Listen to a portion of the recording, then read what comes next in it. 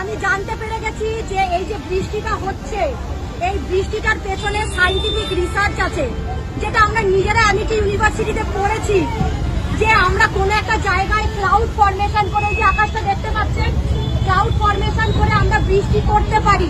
ঠিক আছে, সেই বৃষ্টিটা আমাদের ওয়েস্ট বেঙ্গলে করানো হয়েছে, যাতে আমাদের ওয়েস্ট বেঙ্গলটা জলের তলায় চলে যায়।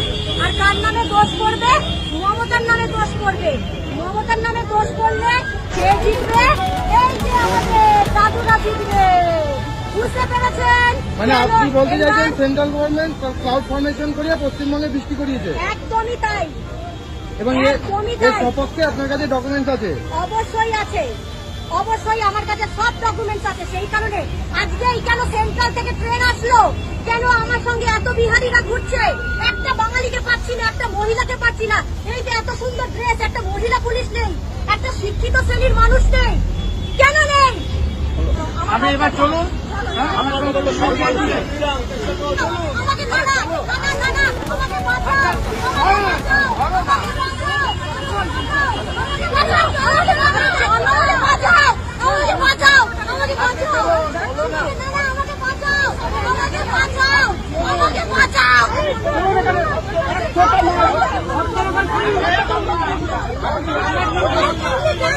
আজ কলকাতার বিধাননগর চত্বর এক বিরল ঘটনার সাক্ষী হয়ে থাকলো। এক ভদ্রমহিলা হঠাৎই রাস্তায় আন্দোলন শুরু করেন এই বলে যে কেন্দ্রীয় সরকার ইচ্ছাকৃতভাবে পশ্চিমবঙ্গে ক্লাউড ফরমেশন করিয়ে বৃষ্টিপাত ঘটাচ্ছে, যাতে রাজ্য সরকারকে বিপাকে ফেলা যায়। ঘটনাস্থলে উপস্থিত হন মালিকতলা থানার অফিসাররা। তাদের অনেক অনুরোধেও ওই মহিলা থানায় যেতে চান না। পুলিশের উপর আক্রমণ করেন, রাস্তায় শুয়ে পড়েন।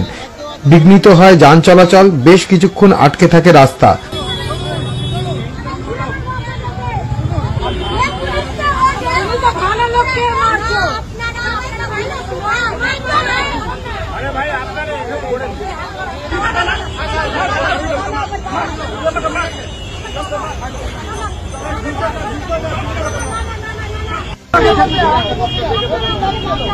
ওনাকে থানায় নিয়ে গিয়ে বসিয়ে জল ও খাবার দেওয়া হয়। ওনার